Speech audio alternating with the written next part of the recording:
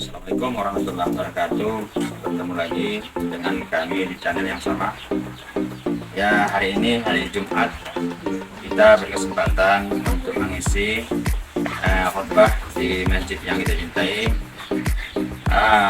Oleh sebab itu bagi para sahabat, para besti, para netizen, para sahabat subscriber semuanya dimanapun berada, ikuti terus kegiatan kita hari ini, yaitu mengisi khotbah di salah satu masjid desa kami. Ya, mudah-mudahan khotbah yang kami sampaikan ini bisa bermanfaat bagi kita semua, dan apabila ada kesalahan dalam pembacaan ayatnya nanti di dalam baik dalam firman Allah maupun dalam hadis dalam khotbah ini, mohon diberikan koreksi para ustadz, para dan para sahabat sekalian yang punya pengetahuan di bidangnya. Ya, silakan nanti buat komentar di kolom komentar kami. Selamat menyaksikan. Alhamdulillah, alhamdulillahilladzi hadana lil Islam wa wafaqana li idba'i wadhi khairil anam. Allafa subhanahu baina qulubil mu'minin fa asbahu bi ni'matihi ikhwana wa naza'al khula min sudurihim wa kanu 'inda asyada'idi aqwana. Wa asyhadu an la ilaha illallah wahdahu la syarika lah wa asyhadu anna sayyidana Muhammadan abduhu wa rasuluh. Allahumma salli wa sallim ala sayyidina Muhammadin wa ala alihi wa sahbihi ajma'in. Amma ba'du, fa ya ibadallah, ittaqullaha haqqa tuqatih wa la tamutunna illa wa antum muslimun. Ma'asyiral muslimin, sidang jamaah Jumat yang dimuliakan oleh Allah. Pertama dan utama sekali, mari dalam kesempatan yang mulia ini kita memperbanyak rasa syukur serta puji kepada Allah Subhanahu wa taala, karena atas karunia limpahan rahmat, hidayah serta inayah Allah, kita pada siang berbahagia ini masih diberikan kesempatan untuk bisa berhadir di dalam masjid yang kita cintai ini dalam rangka menunaikan panggilan Allah, yakni mendirikan salat Jumat secara berjamaah dan sekaligus mendengarkan khutbah Jumat. Salawat berangkai salam mari kita aturkan ke pangkuan rohaniah junjungan kita, yakni Nabi besar Muhammad sallallahu alaihi wasallam, yang mana telah bersepaya menuntun umat manusia dari alam jahiliyah ke alam Islamiyah, dari alam yang bobrok ke alam yang Islamiyah. Salawat berangkai salam kita sampaikan kepada keluarga dan ahli sahabat beliau, dan salawat salam senantiasa juga kita sampaikan kepada para ulama-ulama mutaqaddimin dan ulama mutahirin yang muktabar keduanya. Kaum muslimin sidang jamaah yang dimuliakan oleh Allah,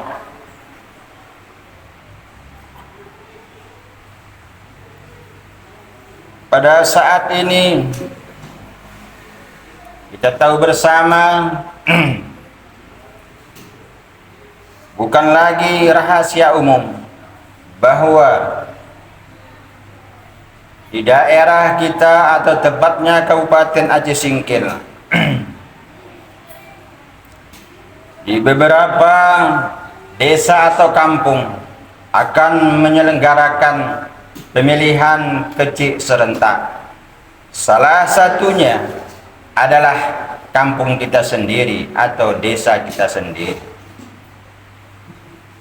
Atas momen inilah kami coba angkat tema khutbah pada siang yang berbahagia ini dengan judul Persahabatan dan Persatuan Islam. Kaum muslimin sidang jamaah Jumat yang dimuliakan oleh Allah Subhanahu wa taala. Namun sebelum kami menyampaikan khutbah ini, kami juga tidak lupa mengingatkan dan mengajak seluruh jamaah sekalian, terlebih khusus diri saya pribadi, untuk selalu meningkatkan takwa kepada Allah Subhanahu wa taala, yakni dalam arti takwa yang sebenar-benar takwa, mengerjakan semua perintah Allah dan meninggalkan semua larangan Allah, yang insya Allah dengan jalan takwalah kita sebagai manusia yang menghambakan diri kepada Allah bisa merasakan kebahagiaan, baik kebahagiaan dunia maupun kebahagiaan akhirat kelak.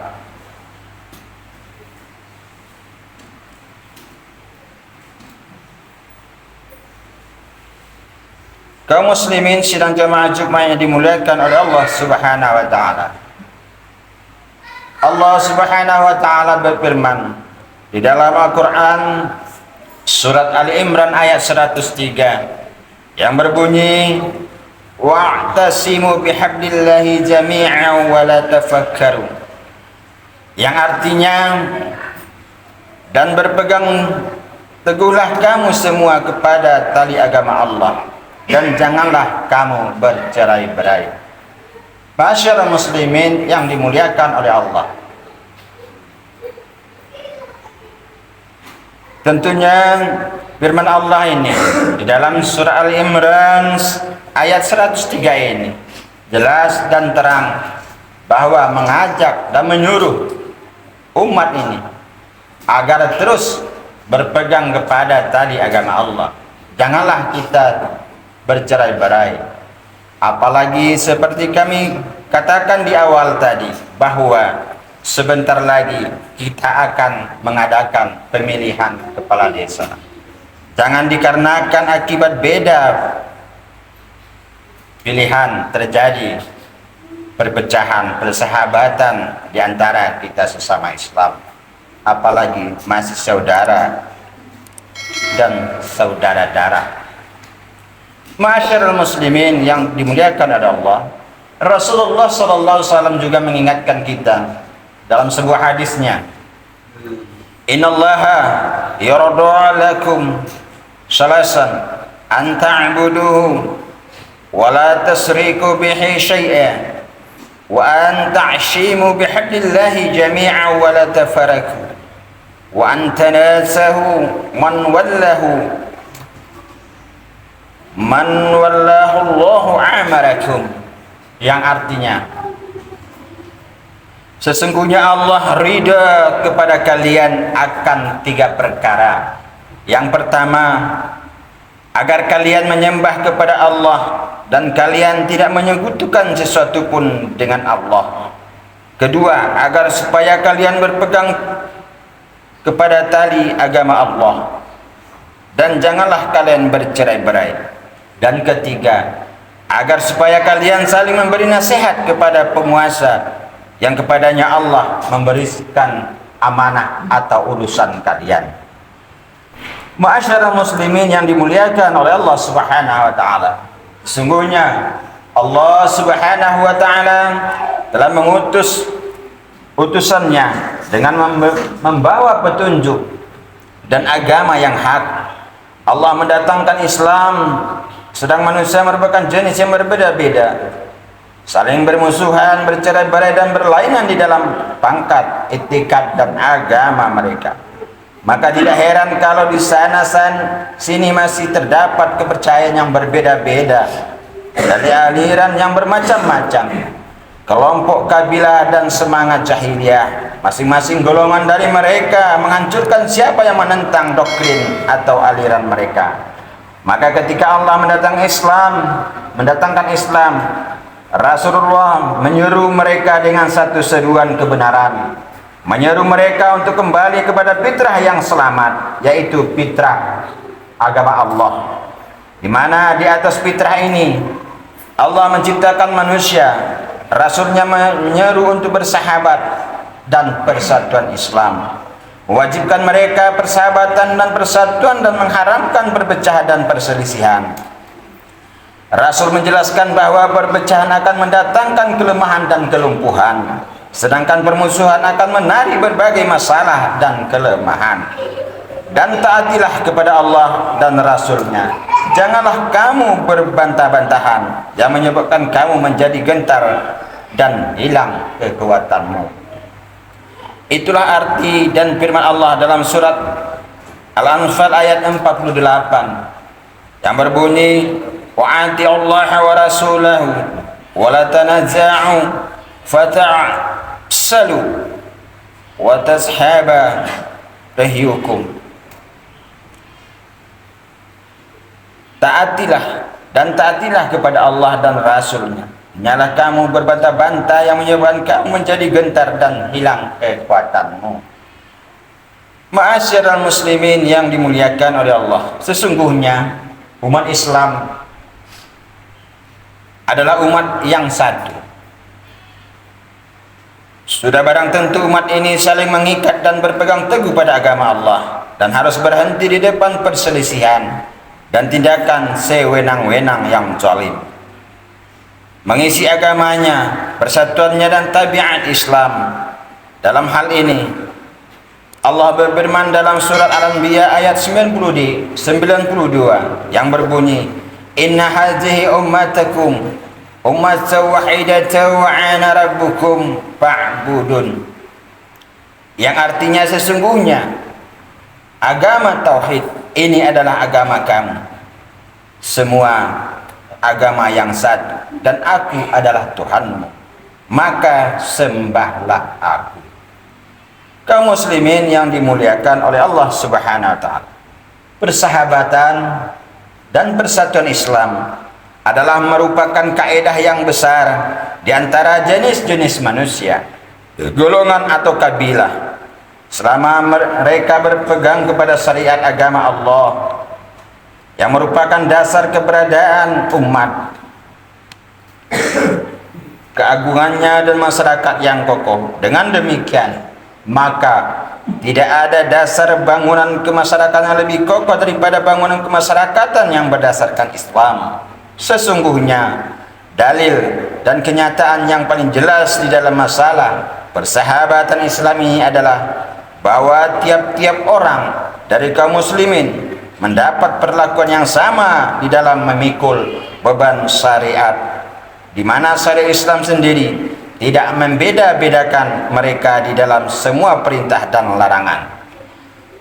Setelah menyeru mereka menuju akibat yang benar, yaitu mentauhidkan Allah dan memusatkan segala macam bentuk ibadah kepada Allah, serta menyucikannya dari Tuhan yang sama dan yang sekutu, maka salat, zakat, puasa dan haji serta semua adalah beban syariat lainnya adalah membersihkan hati, membiasakan hati untuk menunaikan segala yang diwajibkan kepadanya, yaitu mensyukuri nikmat Allah yang telah diberikan, yang tidak bisa kita hitung banyaknya. Wa in ta'uddu ni'matallahi wala tuhsuha. Dan jika kamu menghitung nikmat Allah, tidaklah kamu dapat menghitungnya. Surat Ibrahim ayat 34.